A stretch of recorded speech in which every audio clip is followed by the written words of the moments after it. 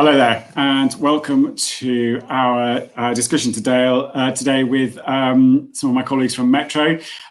It is World AIDS Day, December the 1st, and we're celebrating and acknowledging the 32nd World AIDS Day, the first being in 1988. Basically, what I'd like to do is kind of talk through some of the agendas today. I'm joined by my colleagues from METRO, other colleagues from Spectra, including Gianluca and Joanne, each of whom will kind of introduce ourselves as we move along. This event has been supported by the Sexual Health Commissioning teams from Wandsworth Council and Richmond Council, who commission ourselves to do various outreach and prevention and supporting activities regarding HIV. So I'd like to say a big shout out to Julian and the team at the respective councils for supporting us again with this very important discussion. Moving forward, we're going to be talking about what World AIDS Day means to everybody, what some of our experiences are, kind of over the years working with HIV, and how we see things moving forward.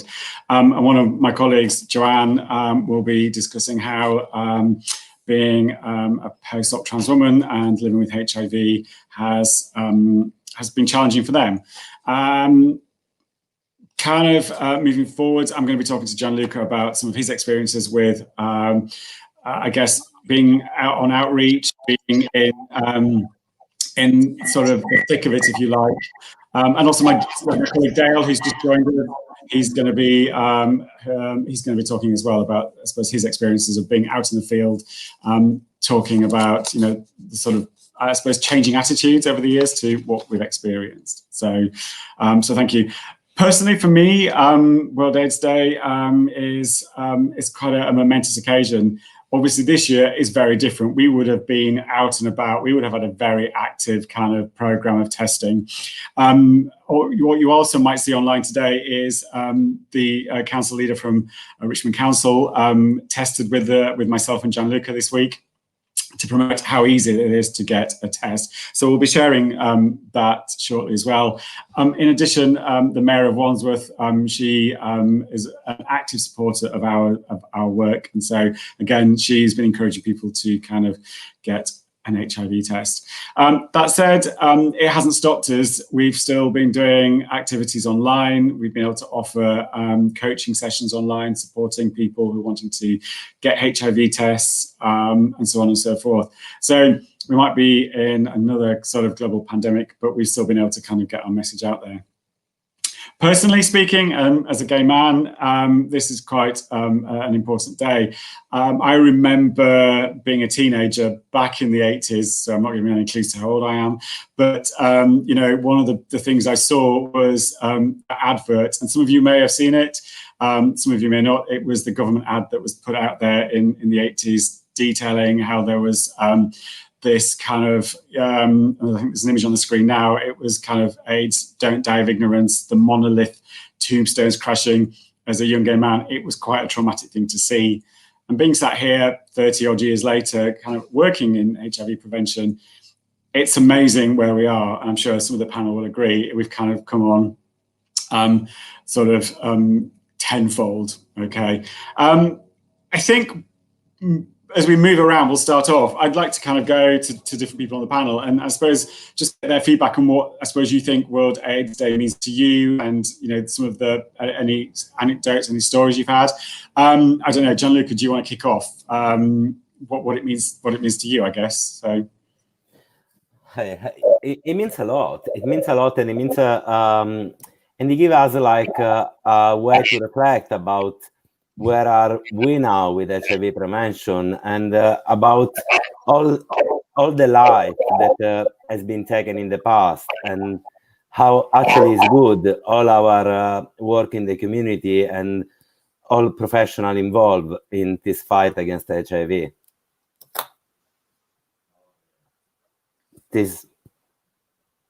John, you're mute. I'm not on mute. Am I on mute? I don't think so. I'm not on mute now. No, there we go. So what, 9 months and we still can't get it right. So Amanda, how about you? You're on mute. Do you want to come in and talk about what about World AIDS Day means to you? What kind of things have you seen? Yeah, it's funny that you say when you look back on 32 years ago, because I remember I grew up I was a child in the 80s, and I remember that the first I'd ever heard about HIV was my mom, who was very worried about going to the cinema because she'd heard on the news or through somehow somewhere that people were putting needles filled with HIV into the seats at the cinema, and then people were sitting down and being injected with these needles. And of course, at the time, that was terrifying. And knowing now what I know, of course, that doesn't even make any sense. But I do remember this sort of very visceral fear amongst certainly my parents' generation, and then growing up in that generation as well. And I also, really vividly remember the belief that, when you have HIV, well, not really understanding, first of all, the difference between HIV and AIDS. And then second of all, really believing that if you had HIV, it was a fatal illness and you would die. So it's very interesting now being, really on the other side of that. And working in the field of HIV, but working alongside people whose lives were impacted by those years. And, sometimes I forget because, HIV is the work that we do in HIV now is so positive and so, progressive and so innovative. And sometimes I forget that there are people, many, many, many people, who are still working in the field today, whose partners, whose lives, whose, stories were really impacted by a very different picture of HIV. And so it's, as John said, it's quite momentous being here on World AIDS Day and taking that time to reflect back on, the amazing work that has been done, and, with a real commitment to continue that work over the years. No, I completely agree. I mean, Dale, you've worked in, you're on mute, by the way. You've worked in kind of, outreach with HIV prevention for nearly 5 years now. What about you? What kind of things have you seen?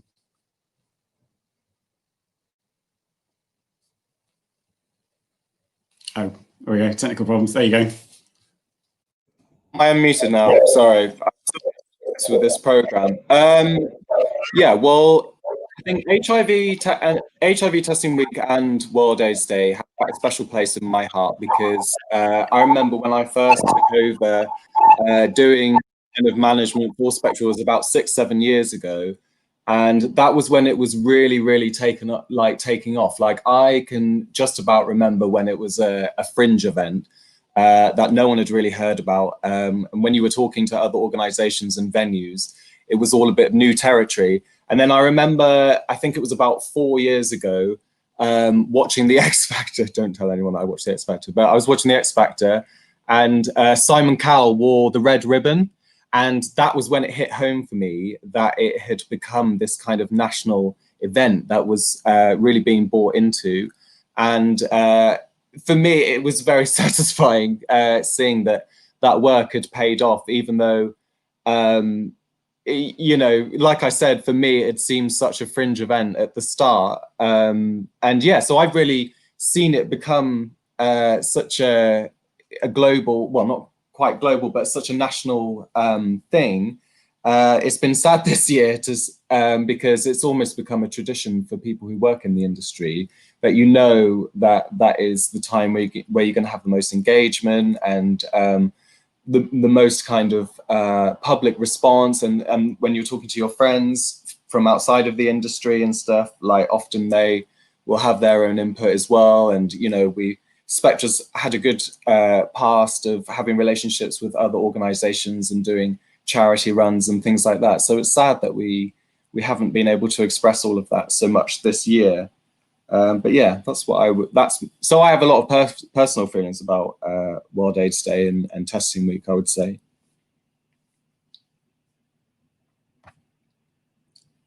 Sorry, going back to that, over the sort of past few years, how have you, and Gianluca might want to comment on this as well, but I mean, has people's sort of understanding changed? When you're talking to people on outreach, are they more receptive? Are you still seeing hesitancy towards wanting to be tested? Is it still very much oh no, I can't, sort of thing?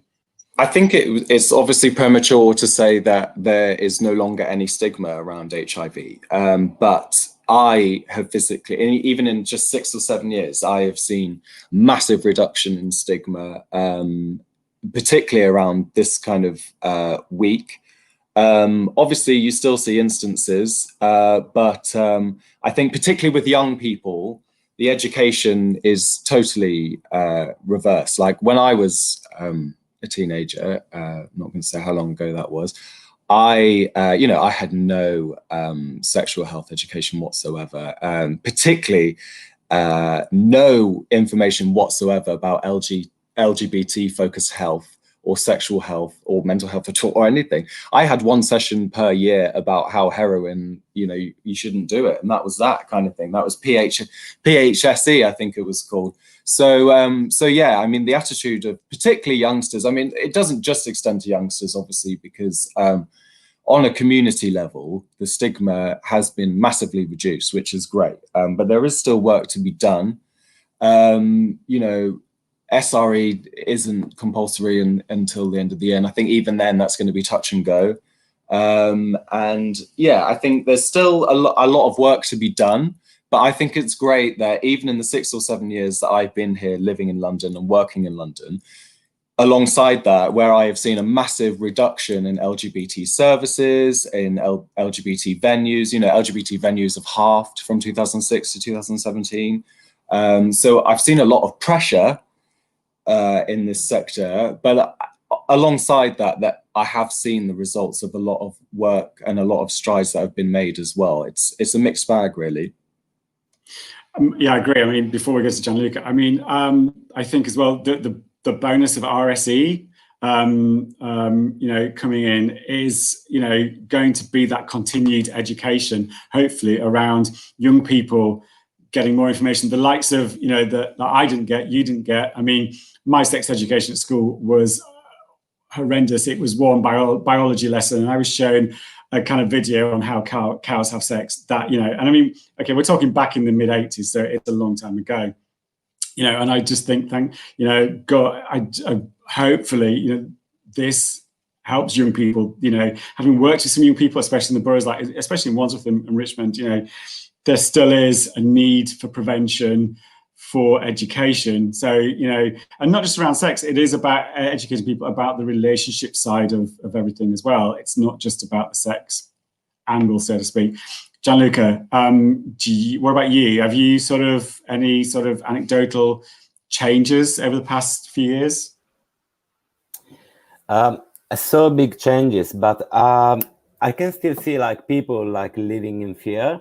Sometimes in our outreach session, I've been testing someone that has been living through the 80s and through all these kind of advertise, making fear on people. And I had occasion to test people that they never had a test before, and maybe they were in their 50 or in their 60, and they never had a test before because they were really scared about it, and they didn't have the right information, to know that actually nowadays being positive, it leads you to be undetectable and you can live a normal life.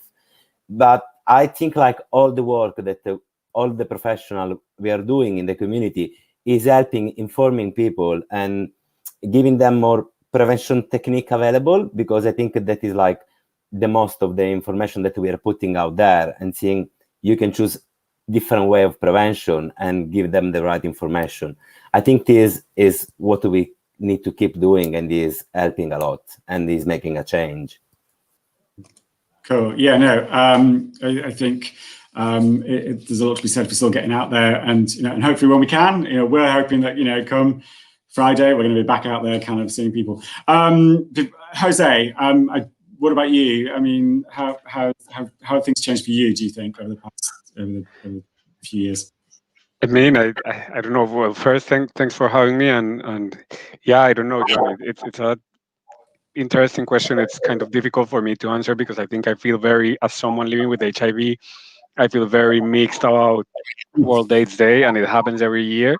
And I think I partly feel very mixed because I think we've lost too many lives too soon, because I think there's still a lot of work to do, but it also makes me, especially now working in the field and doing this kind of work, it makes me feel very hopeful, because I feel that we are getting closer to some of those goals that we are putting ourselves, and that we might really be able to be that generation zero, hopefully, eventually, right? But I think we're doing great progress in that direction.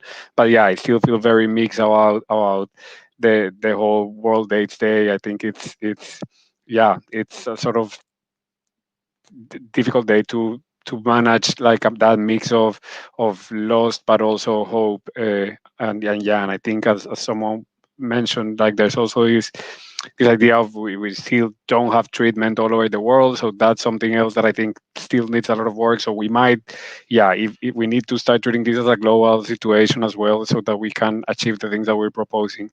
But yeah, I think that's kind of my experience every World AIDS Day. I mean, yeah, I think, we celebrate World AIDS Day, but I think we have to realize that it's not just one day. We're kind of, it should be every day. We're still kind of, the work happens every day. I mean, obviously today and National HIV Testing Week highlights, I think, an issue that sort of, happens we should be working on every day. Joanne, any sort of things from you? What have your sort of kind of past experiences of World AIDS Day? I mean, you've worked with Spectra now for a number of years. You've been involved in sort of activities. Have you got anything to add? I mean, what about you? And your Hi, thank you, John. I miss working on the live field, especially on a day like today, where it's really important to raise the awareness. Today on the news, they were talking about HIV numbers rising in women, and women are not tested enough. And referring to the poster back in the 80s, it's important to people just to have the awareness and not die of ignorance, and be tested, because it's something that's, you can live with it and it just looks normal.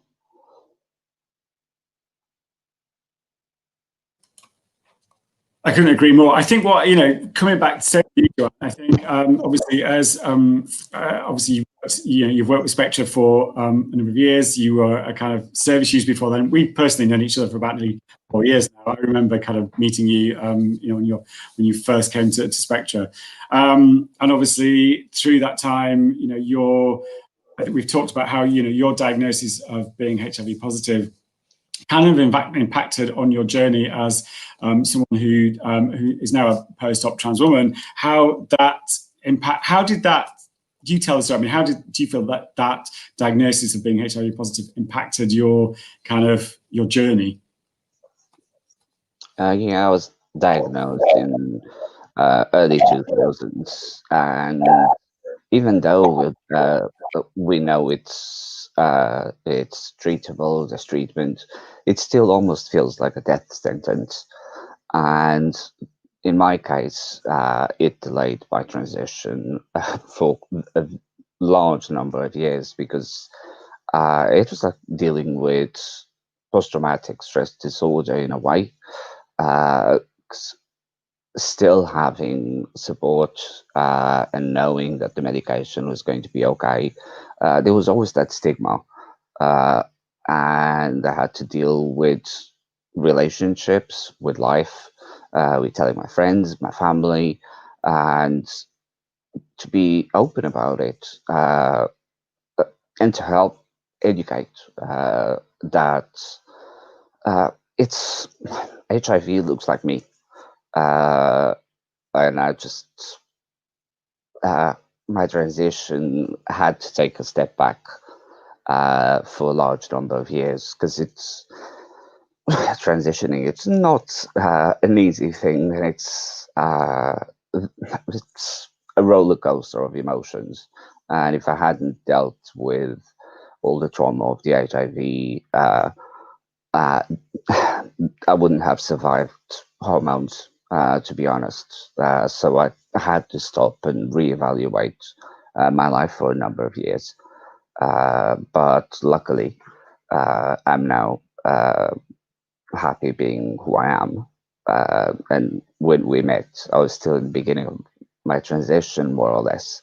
And well, now I'm here and I'm working and helping other people that are trans. Not doing testing, unfortunately, but I think it's important to raise the awareness for trans people that it's okay to be trans and HIV positive. Yeah, I mean, to me, you are kind of, I would say, you know, the poster for what it's like to be trans and living with HIV. Interesting. Kind of one of the questions that I did have, and if anybody watching us has questions, you know, stick them in the tweeters or stick them in the comments box or whichever, you know, and we'll ask the panel if anybody has any. How does, I suppose, from a medical point of view, how did your ART sort of treat regimen interact with your hormone therapy? Was that an issue at all?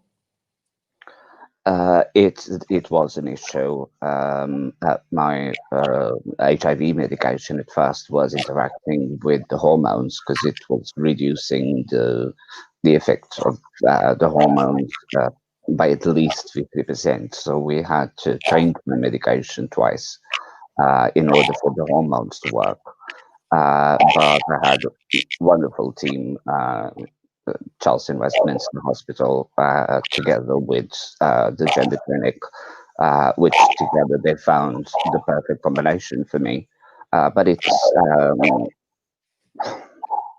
how can I say, well, the hormones do a number on you because you're not used to having all the cycles and having cycles twice a month and things like that.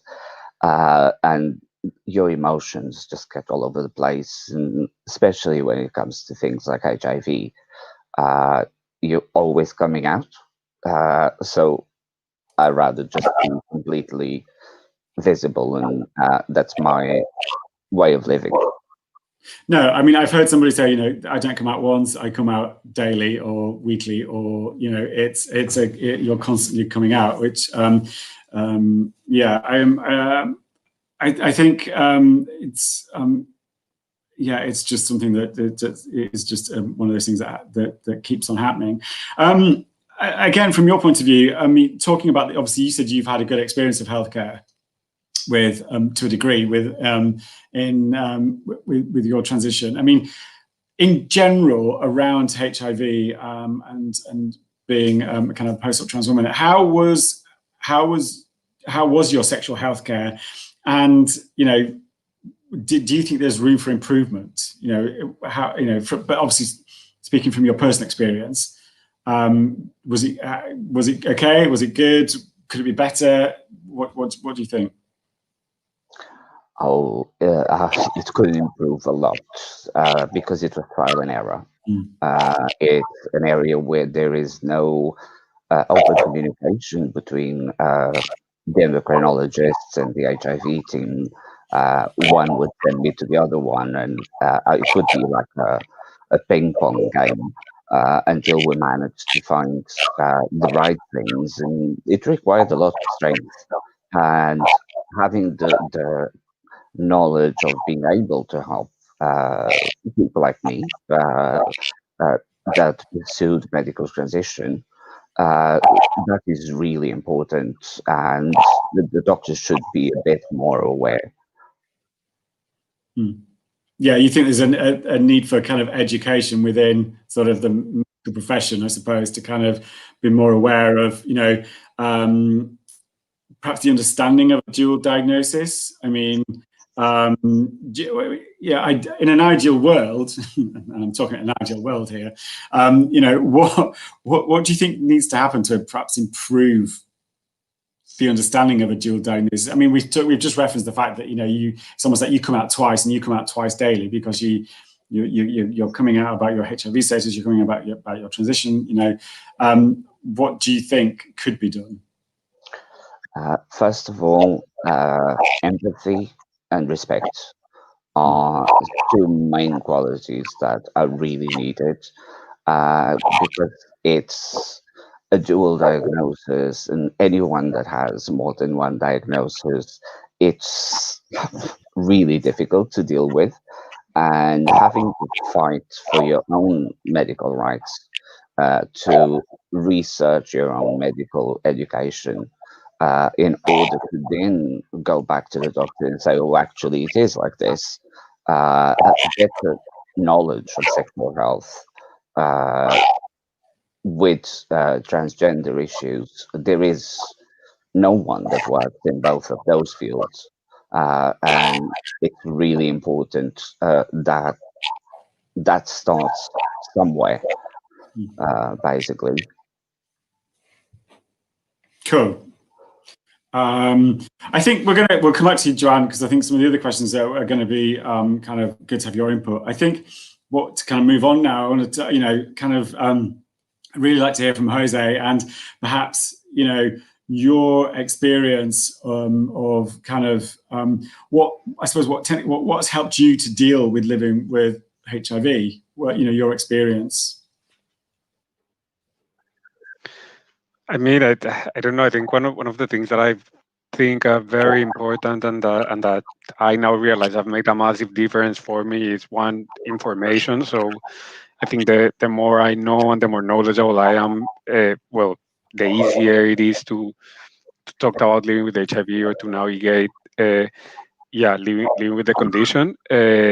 I think I've sort of made a conscious decision of living openly about it, because then it removes that barrier of having to constantly calm out. But I'm aware that this is not something that it's a possibility for everyone, or that this is not something that it's easy for everyone. So I don't expect everyone to be able to do so. But I think for me, it's been something that has helped me a lot.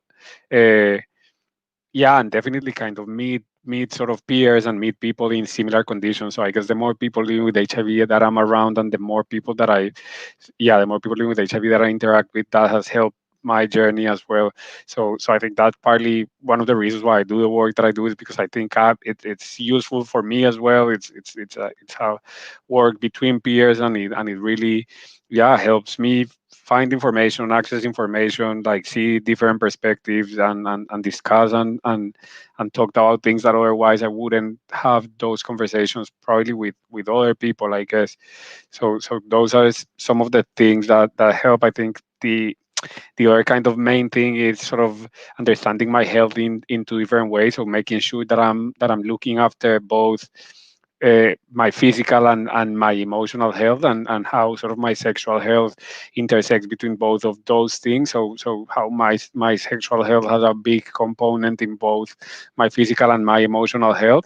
So I think that's been kind of one of the things that I've done, is try to look after both. So I don't know, things like healthy eating, or trying to exercise when I can. I'm not the best at it, but just making an effort with some of those things. And the same with my emotional health, like, just allowing a lot of the sort of emotions that happen in different contexts and in different scenarios, and working on it, looking for support, like, accessing therapy when needed.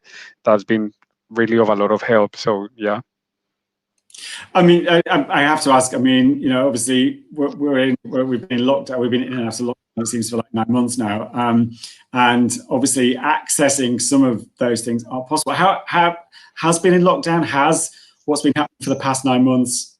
Has that affected you more? I'm curious to know how it's kind of affected you, or how it improved. I don't know. I think it sort of requires another layer, or another level of advocating for yourself, I guess, in terms of making things happen, and following things up, and finding information, which I think relates to what Joanne was saying about, like, you need to be knowledgeable, and you need to go back and say, no, this is what I need, or this is what I want, or this is what I know, because otherwise these things don't happen. So I think with lockdown and COVID, what has happened is that there's been some sort of these generic guidelines of how sexual health services should be working, or operating, and that's how it has happened. And that has meant that a lot of us haven't received like the regular care that we were used to. It that doesn't mean that we were in any way sort of put at risk or abandoned, but it might have felt like that for many people living with HIV. So I think, yeah, it's more about to sort of stay in contact with your clinic and make sure that you have like your medication so that you don't run out of it. Make sure that you do everything in a more sort of timely manner, because we know everything is more, there's like a backlog for everything, so it's making things just slower a little bit.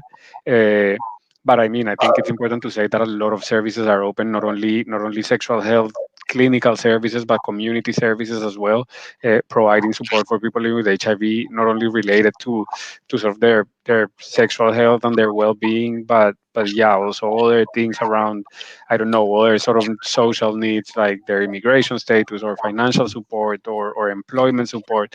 So a lot is happening online, and it's important that we sort of repeat that message, because there was not anymore, but there was at the beginning of the pandemic this idea that everything shut down and that was it, and we're still around and we're still providing a lot of support. So if you are sort of experiencing something and you need support, reach out, because there might be some support available.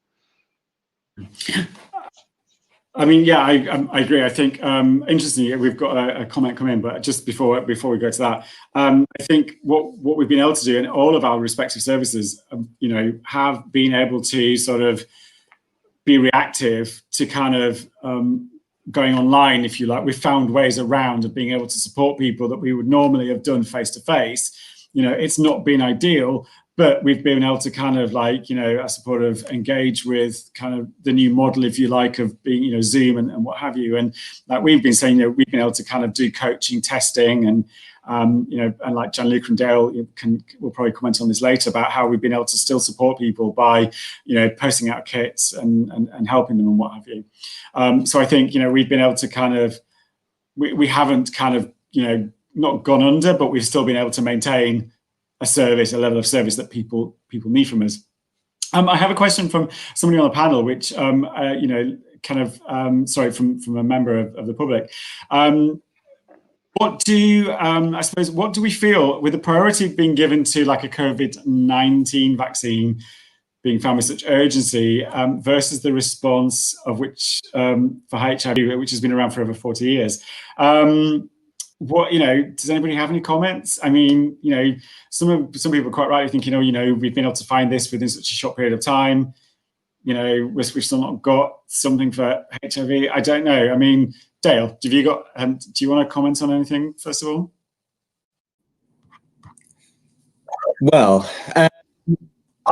I'm no vaccine scientist, so I will try to go as light on technicality as possible here, because I don't want to say anything that's not fully researched. But yeah, I mean, it may be indicative that there is still a global stigma politically and culturally, because like you say, this kind of battle with HIV has taken 40 years.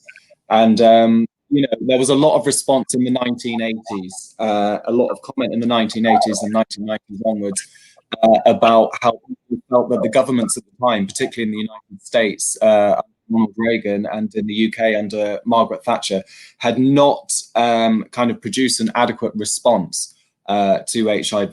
Certainly nothing on the level that we're seeing now towards COVID-19. So there may be a sort of level of stigma whereby it's over the years we've seen it's very easy for people to be mistaken in their belief that HIV is a virus that affects minorities, a virus that wouldn't necessarily be experienced by kind of law-abiding, straight white professional people. And it's kind of had that attitude for a long time, which of course is not a correct attitude, but a kind of prevailing attitude that has affected national and global responses to HIV. So I do think it probably is indicative, but like I say, I don't want to get too heavy on technicality because I don't work in that field, but I believe it probably is indicative of a world that has obviously had to have a much more forceful and measured response to a global pandemic, but perhaps didn't act fast enough. And I think there's lots of examples of that. And a lot of people believe what I'm saying. perhaps governments that didn't act fast enough when they should have probably prevented a lot of pain in the long run. But yeah, like I say, mine's quite a cornered view on that, but that's what I would guess anyway.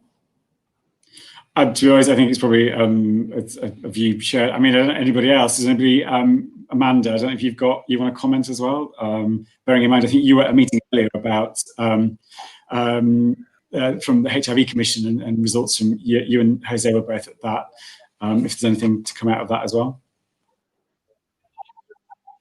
Yeah, I think, like Dale, it's very difficult for me to comment because I am not a sort of a research scientist, and I don't know, to be honest with you, a lot about the history of both how treatment for HIV has developed, as well as how sort of, you know, advances in any kind of preventative vaccine for HIV. I think that.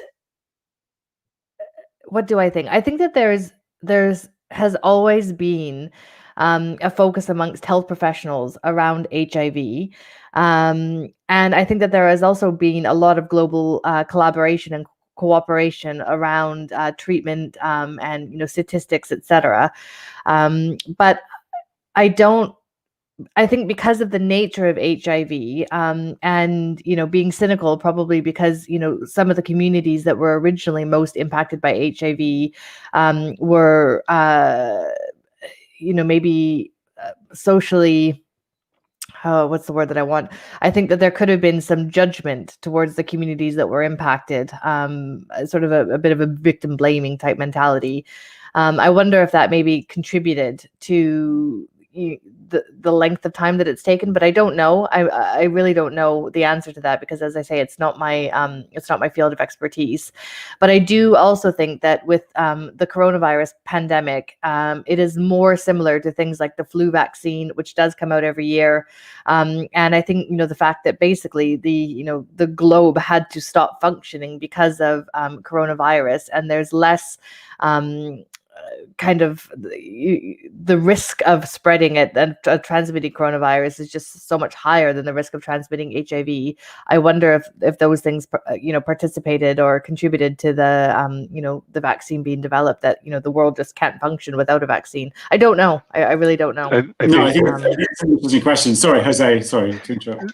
No, I was just gonna say that yeah, I think there is definitely this sort of idea that for the first time we're all in this together. Where that is exactly true or accurate, I don't know, or I'm skeptical about it. I don't know, but there's that sense of that, and then because of that urgency that this needs to be the first thing we do, or this needs to be a priority. But then it's also important to sort of remember that a lot of the things that are happening with COVID and that are happening with the development of the COVID vaccine are happening because of what happened before with HIV. So the fact that we're able to do trials in this timely manner, the fact that we're able to do all these sort of research very quickly and very speed, it is happening because there's been a long process that has happened throughout the HIV response.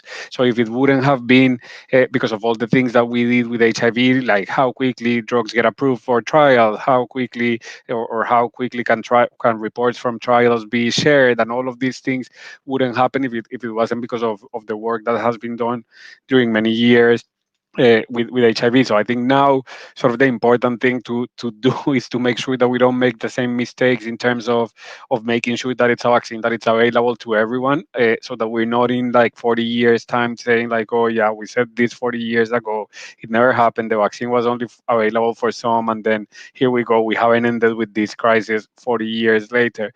So I think it's remembering that, and yeah, but definitely the progress happening because of COVID is happening thanks to the work that was done or that is done in HIV. And that's one of the reasons why a lot of the COVID work is being done by a lot of people who are involved in sexual health work, by a lot of clinicians and researchers that do HIV research and HIV clinical work.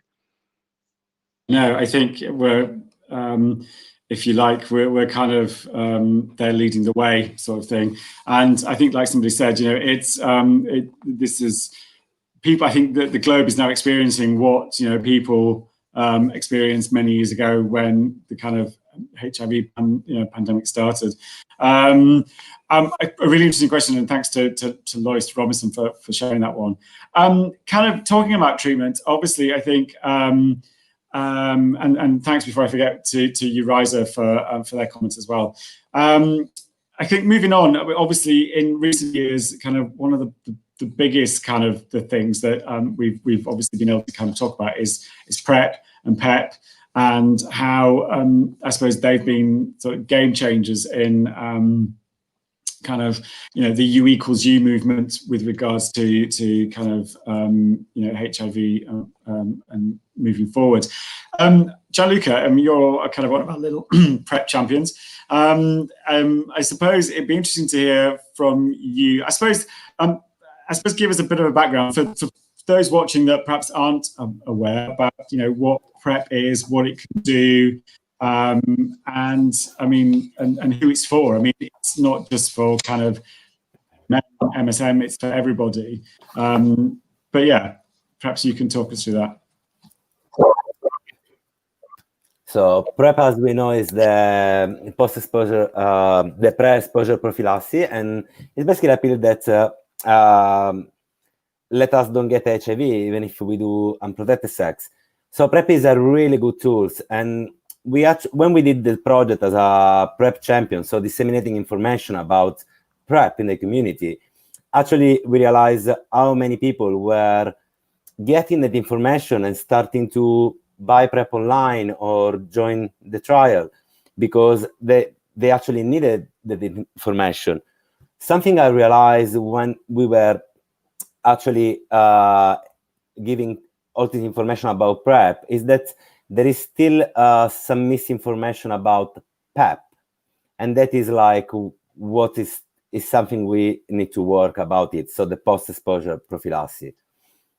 Yeah, this is what, and I can see like everyone in the community, everyone that is having multiple sexual contact, everyone would think that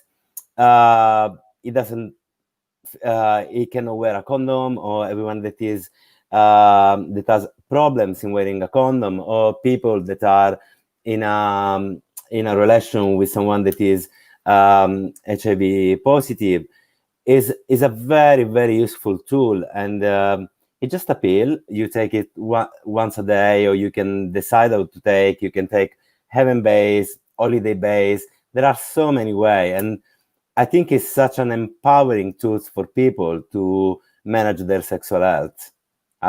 Do you agree with me, John?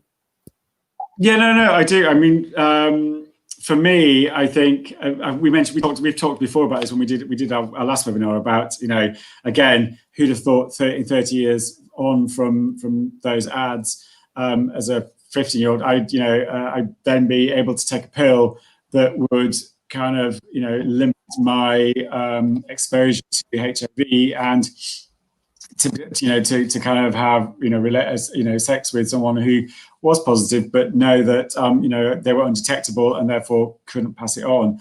I think there's still, we talk about discrimination and stigma. I think there's still a lot of work around that. I think there's still a lot of work to be done to wider communities. I mean, Joanne referenced earlier about the fact that one of for all HIV infections are going down, one of the groups of demographics that it has seen an increase is kind of women. So it's there's work to do there. I think to kind of ensure that people from different communities, be it ethnic, different diverse groups, kind of other kind of sexual orientations or gender preference, that that option is there as well. And it's not just for kind of one cohort, be it gay men or men who have sex with men.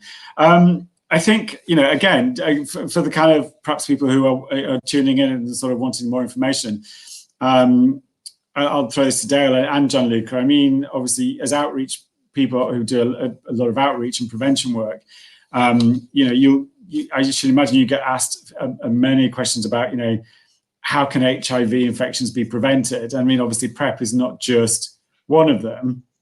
What do you say? I mean, what do you think to people? I mean, let's take it down to the basics here, and what can happen? I usually suggest people to choose the prevention option that they think best fit for them. There are so many prevention options nowadays, like people can wear a condom, people can get PrEP, and people can have, now with that we know that U equals U, people can have sex without any fear with undetectable, people having an undetectable viral load. So I really suggest everyone like to really have the HIV prevention method that fit better for them and for their lifestyle. And yeah, I wouldn't recommend one in particular, if I need to be honest, because I think we need to be empowered in making our health choices. Yeah. Dale, we've kind of, obviously you might have something else to add on that as well. I mean, I think, I think what I would agree with what Gianluca is saying. It's about combination. PrEP is often used in combination with other measures. We have to be realistic. We have to understand that lots of our clients, lots of our service users are going to be in lots of different situations and experiences that are going to either prevent or promote their access to certain types of preventative measures. So yeah, I would agree with what Gianluca has said. I just thought I'd also add, if backtracking slightly, but I think it is worth knowing, because this really highlights the kind of stigma around HIV and differing attitudes and misunderstandings. Is we've talked about the demographic of women being on the increase in transmission, which is true. I would also just like to point out that globally, more women are actually living with HIV than men, which I'm sure would actually astound a lot of people, because I do think to this day, there's this kind of prevailing idea that HIV is a gay men's infection, which is just not true. Globally, if you look at demographics, it usually, if you are going to make a correlation like that, it's usually, transmission is usually high in communities that have had kind of basic infrastructure taken away from them. And often the people who suffer the most in those circumstances are women, to be honest. So yeah, sorry to backtrack slightly, but I thought that was a good point to make. And I think Gianluca pretty much summed up everything I feel about prevention. Oh, cool. I've just had another message from the previous person who mentioned about the COVID-19, and sort of, thanks for your thoughtful and responses, and kind of comments on, do we think there's anything else the public can do to help bring the subject of this to a higher profile than now? I mean, obviously we've seen Elton John sort of asking for a HIV test with COVID-19, which is great. Anybody else? Amanda, I don't know if you wanted to comment on that or anything. Yeah, well, obviously, for those who know me, they know how much I love Elton John, and I think that the work that he's doing is amazing. I was very excited to see him this morning at the HIV Commission. But I think, Lois, that's a really interesting topic, and for me, the most important thing, and I'd be very keen to hear everybody else on the panel's views as well, is around self-education, and I think I still notice. When you're out and about in the streets, how many people still think that, HIV is a fundamentally fatal illness, that it is a death sentence, that only men who have sex with men get it, only Black Africans get it. I still hear a lot of people say, I don't want to have an HIV test. This is usually doing outreach. I don't want to have an HIV test because if I have it, I don't want to know.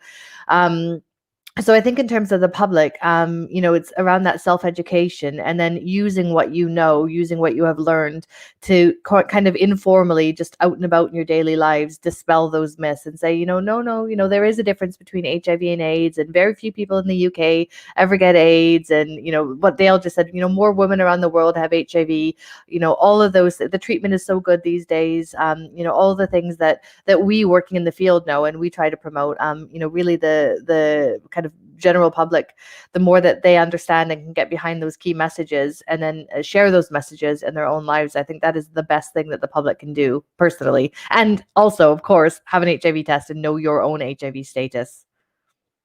I mean, I agree. For me, one comment is, I totally, when I first started working in sexual health, you know, I was kind of, it was basically, we were going into kind of saunas in London and sort of, you know, testing kind of predominantly MSM. And I remember as perhaps a very naive sort of, you know, sexual health outreach worker starting out, I was, you know, one of the first sort of few interactions I had was with an individual who would come up to London for, you know, a day, spend a day in the sauna, you know, and so on and so forth.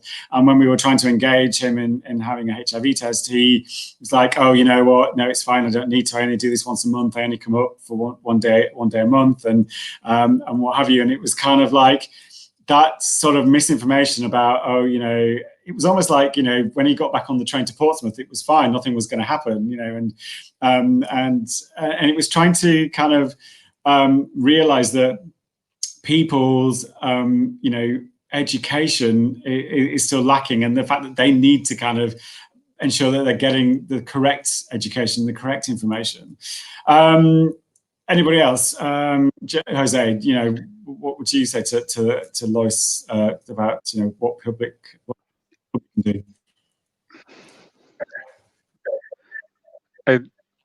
Maybe one of the things, and this came out today in the sort of findings from the actions suggested by the HIV Commission to end HIV in 2030, and one of the things that they talked about is routine testing and making tests more sort of more embedded into our day-to-day life so that it becomes more normalized. Not only it's mainly because of the making it normal more than the fact that we're just getting those people that we know that are undiagnosed, that are living with HIV at the minute and are undiagnosed. That's one reason, but the other reason for sort of normalizing testing is so that we create this sort of awareness about testing and this sort of normalization of the process of testing. So one of the recommendations that they're doing is that we start doing sort of opt-out instead of opt-in testing. So pretty much what happens in maternity wards and when women are pregnant and are sort of straight away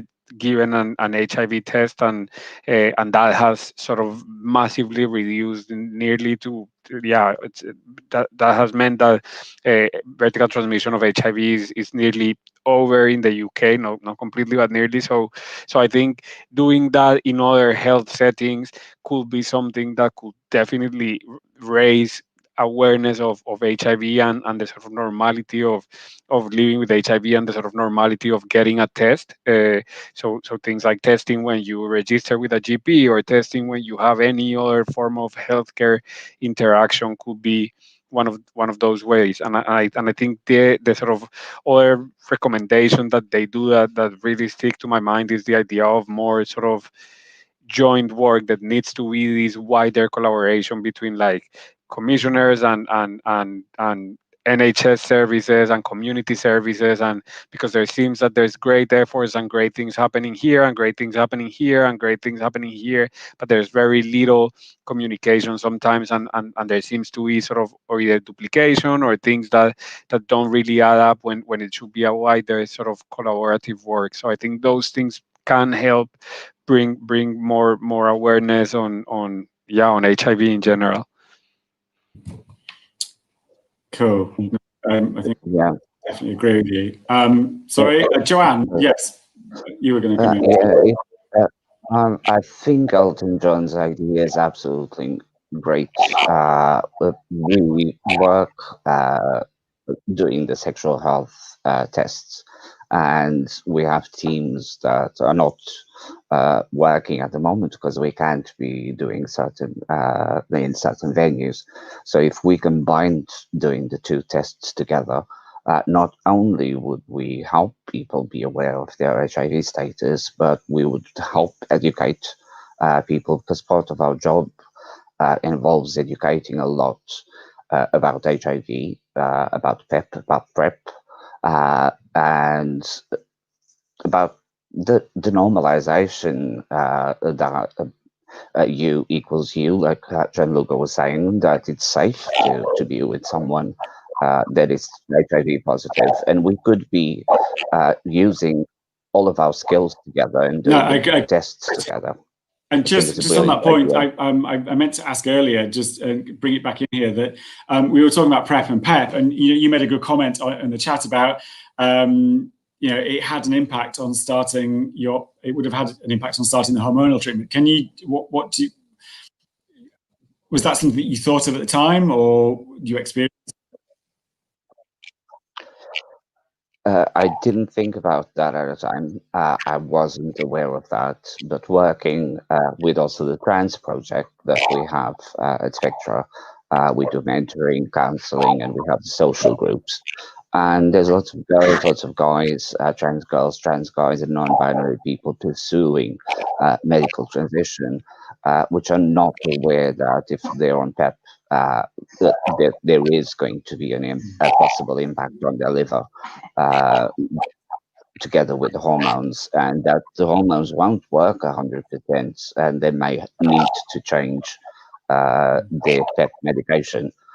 And that awareness needs to be created also in partnership with other charities, everyone working together, helping raise awareness. And lots of people start hormones, and their doctors are like, oh, why does your liver function that has certain issues? And no one actually thinks, oh, I'm on PEP.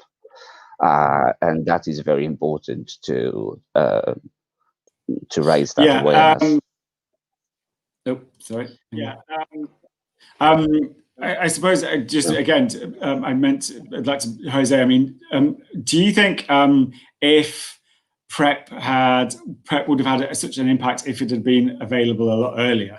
Do you think, that was an issue? I mean, it's hard to answer because I don't know. It's just something that was never, probably my feeling is that as I wasn't very aware of HIV, I probably wouldn't have been very aware of PrEP either. So it was probably something that wouldn't have reached me for different reasons and different barriers that I don't want to get into. But in general, it's like, I don't think it will have make a difference for me.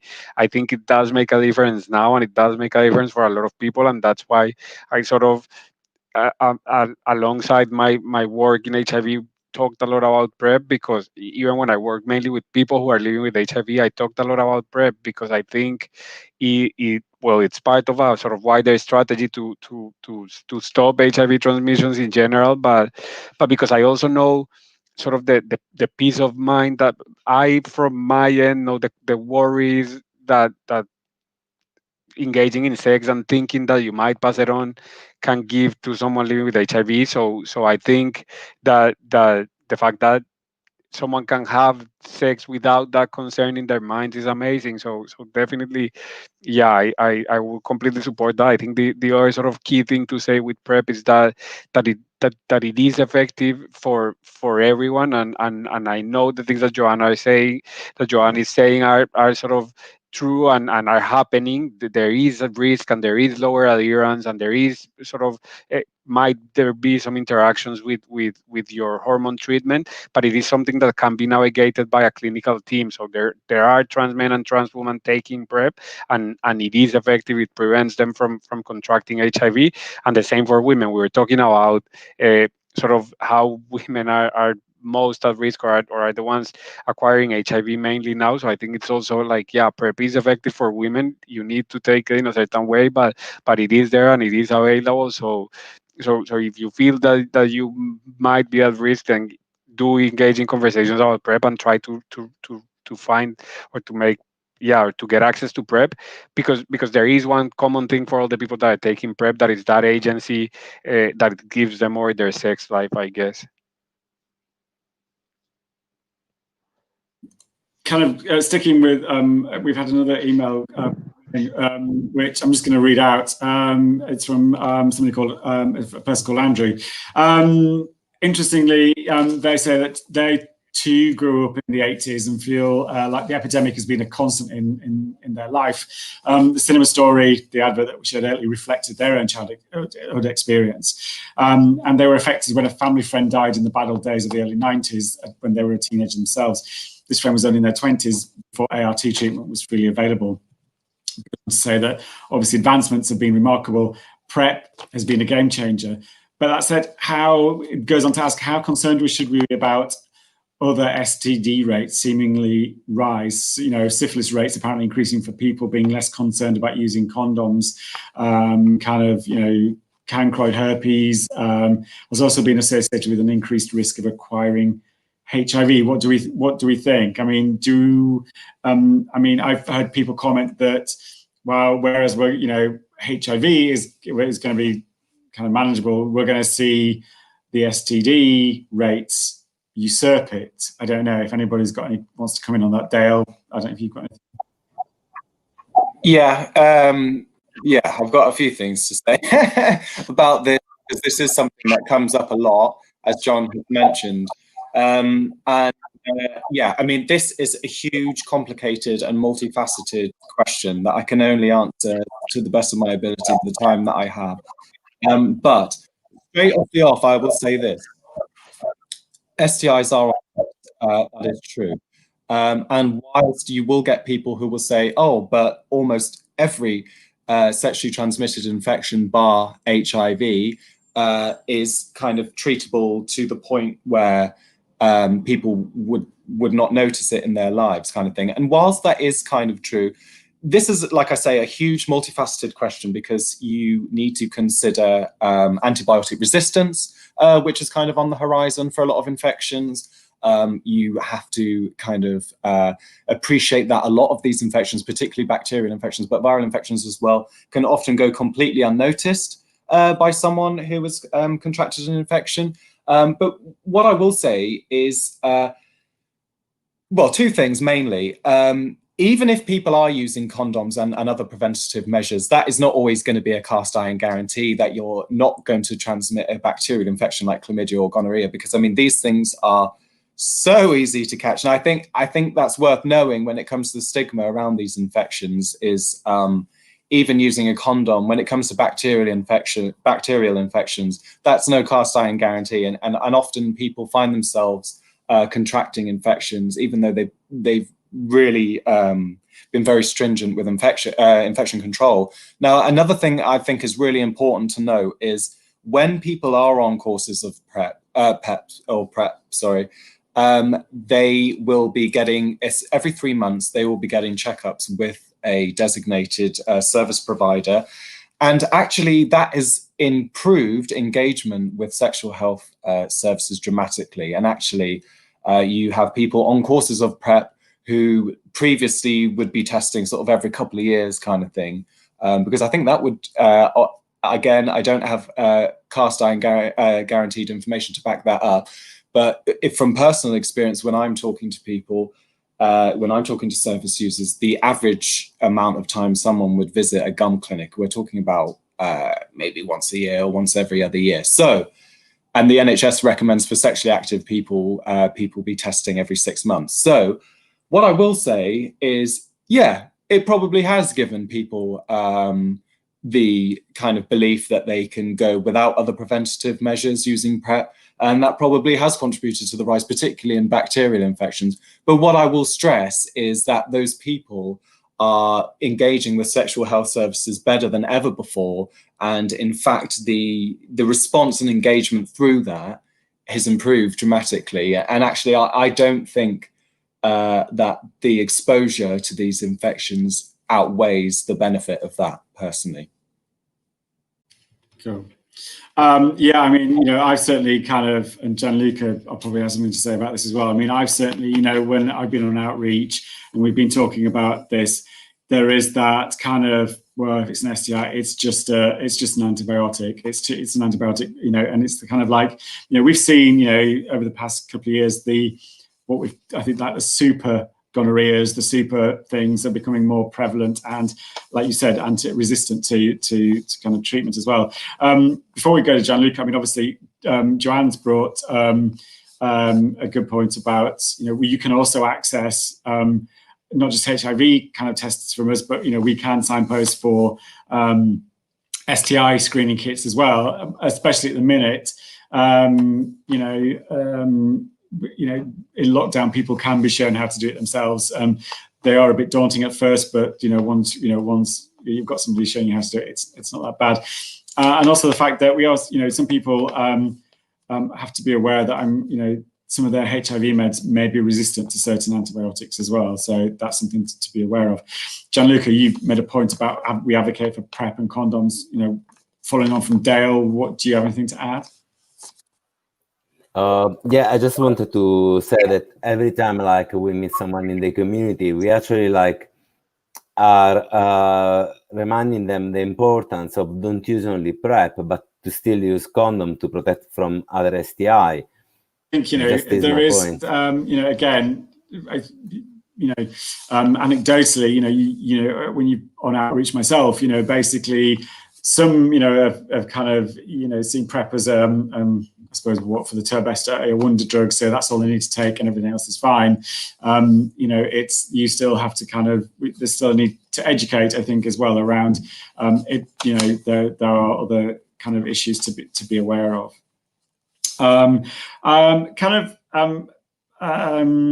Moving on, I think what I'd like to talk is Amanda and Jose, you were at a discussion this morning from the HIV Commission, and interestingly, I wonder if you've got any stuff to feed back from that as well. Jose, maybe you want to comment. Yeah, I mean, I can talk a little bit about it. I think I wanted to say on the idea of STIs that one of the things mentioned was around partner notification, and I think it's something in which we need to sort of do much more work. Yeah, partly because the whole rise on STIs is not only associated with PrEP use or the lack of condom use is not only associated to PrEP use. There's a lot of other factors that come into play, like condom fatigue, and I don't know. There might be many other things that we need to discuss. But yeah, in terms of the HIV Commission, it was quite interesting. I think they did 19 sort of recommendations for the government and policymakers, and they were sort of structured in 4 key areas. One of them being addressing health inequalities and stigma, the other one being transforming the healthcare system with innovation, and then the other one was sort of addressing social and structural barriers that have been there and have always been an issue for HIV and for sexual health services. And the last sort of big area was ensuring that we have the adequate resources to meet those targets that they're proposing by 2030, with some sort of interim targets in 2025. So yeah, I think in those 4 areas there were 19 recommendations along the way, and I think some of them that were really that were really important, that I find really important, where one of them was a recommendation around sort of granularity in data collection systems, which I mean, I think for me as a migrant is really key, because that will mean that some migrant communities will see themselves better represented when data around HIV is presented. So particularly that will benefit communities from Latin America and the Middle East. And I think what they're proposing is that any community in which there is more than 500 cases of HIV reported, then it's sort of break it down into which communities they are, and not just overall sort of categorize as mixed or other. So I think that was really key. The other one was what I was mentioning earlier about opting out from testing instead of opting in. So testing, regularizing testing in different healthcare settings. And then the other one that was sort of really, really important was sort of investigating every late diagnosis, because partly, well, the commission, and as we all know, late diagnosis is a big issue. So sort of making sure that all the bodies involved in that process, whether that is NHS and commissioners, local authorities and commissioners, and community organizations, and the National Institute for Health Protection, that everyone sort of look into the case, investigate how it happened and why it happens and where the opportunity missed, because that could help sort of improve the system further down the line. So I think those were kind of the things that caught my attention. I know there's a lot more, and the document is really interesting. So you'll probably see it around in social media. But yeah, I think those were the things that stay in my mind, and the need for additional funding to sort of meet unmet needs in sexual and reproductive health. Thanks for that update. I'm aware that we're kind of sort of coming to very shortly at the end of our time slot. One thing I did kind of want to open up was, I think, how we sort of, moving forward, I mean, obviously we've talked about stigma and discrimination of people. How do we reduce that? I was, as we were talking, one of the things that kind of came to mind was, these days getting a HIV test is so easy. And like you said, I think I agree with Jose, the fact that, it should be, an opt-in scenario, or not an opt-in, an opt-out scenario, where basically you have it regardless, I mean, of just as a routine. I go for a cholesterol check every 6 months. Why shouldn't I? It should be just done at a doctor's kind of thing. I remember the first time I ever had to get, it wasn't called a HIV test, and it was actually referred to as an AIDS test, because ironically, I was buying, I think, a house back in the early 90s, and to be able to get the health insurance cover to kind of secure the mortgage, I had been honest on my mortgage application and said I was a gay man. I then, to be able to secure the health coverage, had to get an AIDS test, of which I had to pay for myself and go to, I think, one of only a select number of outlets to kind of get the test, to then wait. I think it was nearly 2 weeks, before I could get a letter to kind of then support my mortgage application, which, looking back now, was horrendous. It was almost barbaric, if you think. Whereas, now we can advocate for regular testing. One of my things is, it should be just synonymous with health, with anything. I go for a regular checkup for my dentist, my cholesterol, what have you. I regularly get, on average, I test about once a week for HIV at the minute, because I'm showing people how to do it. So, I'm good on that point. But I remember, for me, that stigma of, people being sat in that waiting room going, and it was basically to get a mortgage. It wasn't, I knew I'd been kind of careful, I was pretty sure, I wasn't going to come back with a reactive result. But I remember sitting in that and being made to feel like I was some sort of, outcast and what have you. And I just think that's awful. And we've worked so hard now to make sure people don't have to feel like that. People don't have to kind of feel that it's something to be ashamed of. But moving forward, we know it's still there. What do we think we could do? What do you think? I suppose we've also kind of touched on. I'm looking at my notes here, so apologies for the top of my head. We do a lot of community-based initiatives, that combined, are there other things we could be doing, do you think? I don't know. Gianluca, let's start with you. Any final comments or anything you think we could be doing? I think that we just need to keep innovating our approach, and I love the suggestion of Elton John this morning to do with the COVID test, but that can lead to even to other idea, like we could even try to get a test done for everyone that is registering for a NIN number, or we just, I think we need to now start to see where actually the communities where they live, and just do intervention, more focus on intervention where the communities are.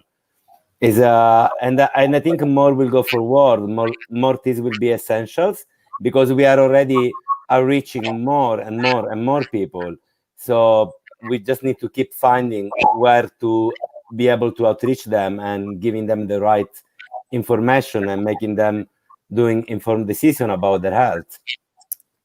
I think, yeah, I agree. Joanne, you made a kind of comment earlier about, I suppose, opening up testing to perhaps places we wouldn't normally go to, especially kind of trans and queer venues. Perhaps, I suppose,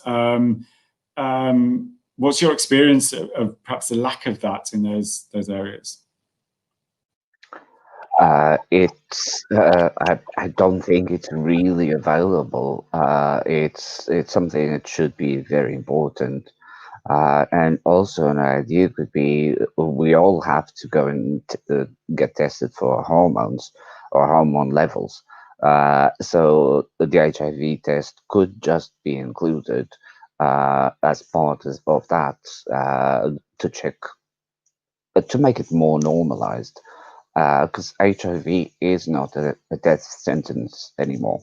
I've been living with HIV for 20 years and I'm completely healthy. And making the connection that we do with Spectra, we're joining the two programs, the sexual health and the trans program, doing things like that, and all charities working together in partnership, all charities that work with trans people, making the tests available. For example, would be also something we could move forward. Jose, anything to add? Any points?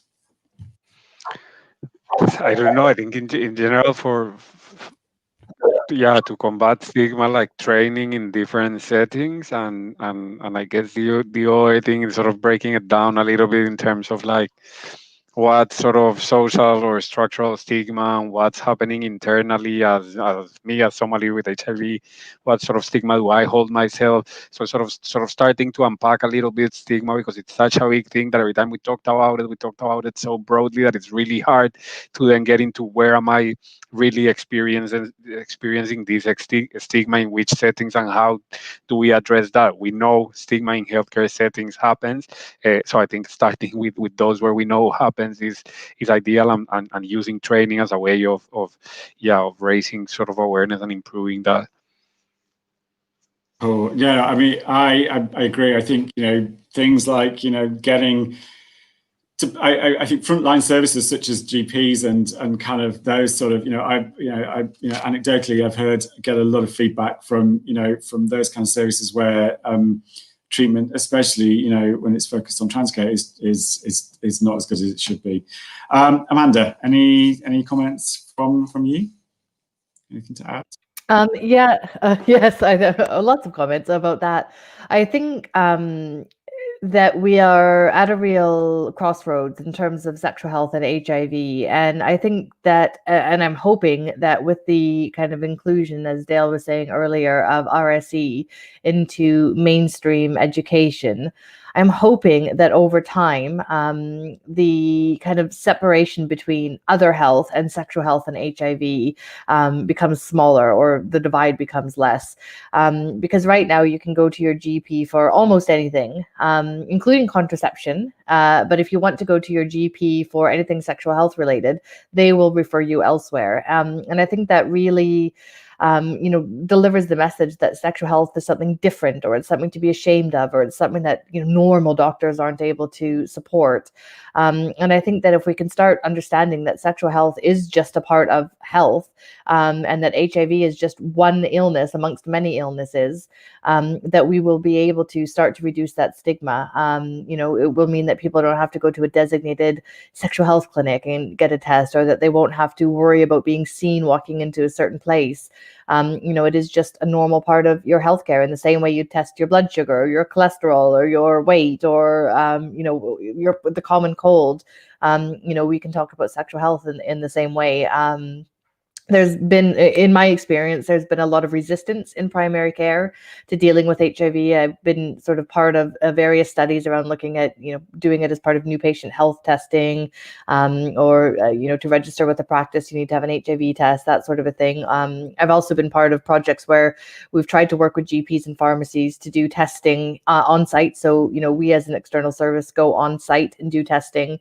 And some are great, but some are very resistant. So I think that there's a lot of stigma that we need to address within the health community, the public health community as well, around sexual health and HIV, and get sort of internal buy-in that, you know, it is the kind of thing that we all need to be looking at, not just sexual health professionals.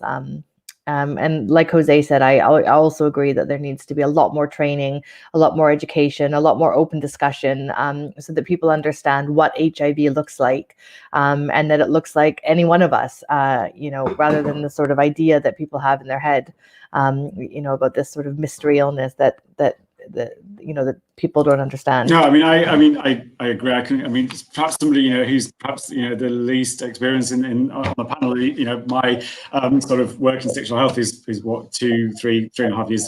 You know, I think, you know, I would like to think that, you know, I've done work with, like, you know, in schools with like young people and what have you, and we've done the basics of, you know, how to use condoms and contraception and things like that.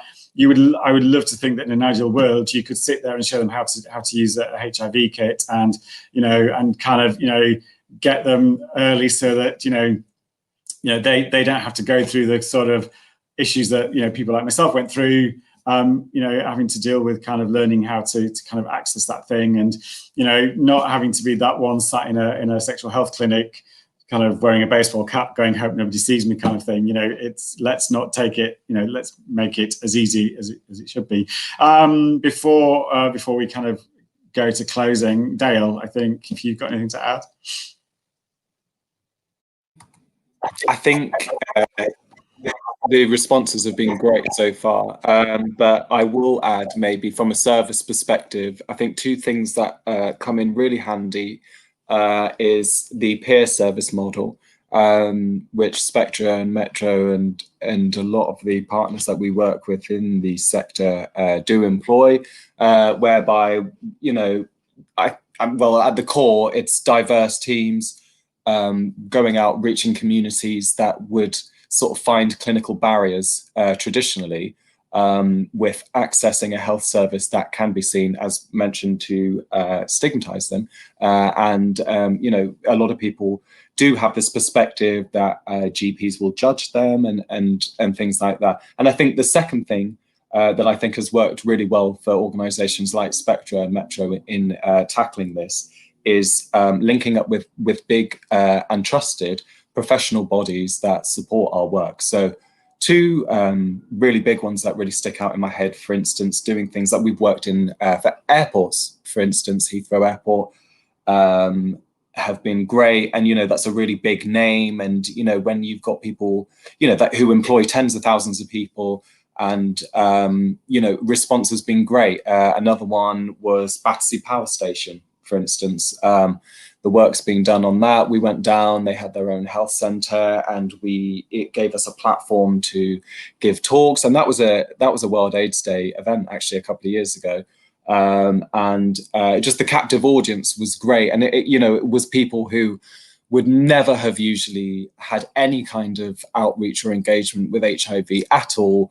And the uptake was fantastic. In fact, one of our most successful POCT sessions to date. So yeah, I would say, like, you know, we could talk for hours about this subject, and there's no right answer. And you know, half of our job is exactly that, finding ways to tackle the stigma. But I think those two things really stand out for me in my professional experience as two things that really sort of helped the service leap forwards in terms of stigma, because yeah, it's all about normalizing. It's about inserting the debate, inserting the thought into situations and into communities and people that it would just never usually arise. And I think those have been two good ways of doing it.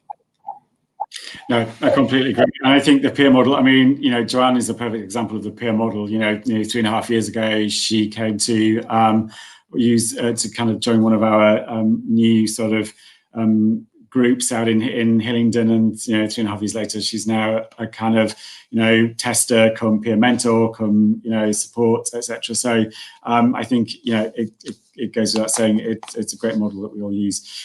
We're coming to the last couple of minutes. I think only, you know, leaves me to say thanks to everybody. You know, Gianluca and Dale, Joanne, Amanda, Jose, to what has been, I think, an amazing chat. And yeah, we could have carried on chatting for hours. These things do.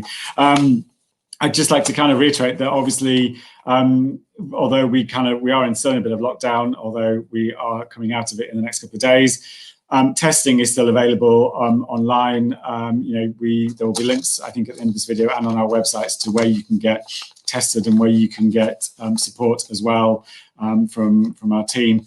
Again, a big shout out to the Sexual Health Commission teams at Wandsworth and Richmond councils in particular, kind of Julian for setting this up. And again, big thanks to everybody here. I don't know if anybody's got any last words before we go, but here's to another great World AIDS Day. And hopefully this time next year, we'll actually be able to do this in real life, in person, in a room, and get people in an audience. So, yeah. So thanks, guys. To those who've been watching, any questions, don't forget to kind of send us an email and we can get back to that. And for those who have commented and asked questions, thank you very much. And we'll probably see you back in the new year with another webinar at some point. So thank you.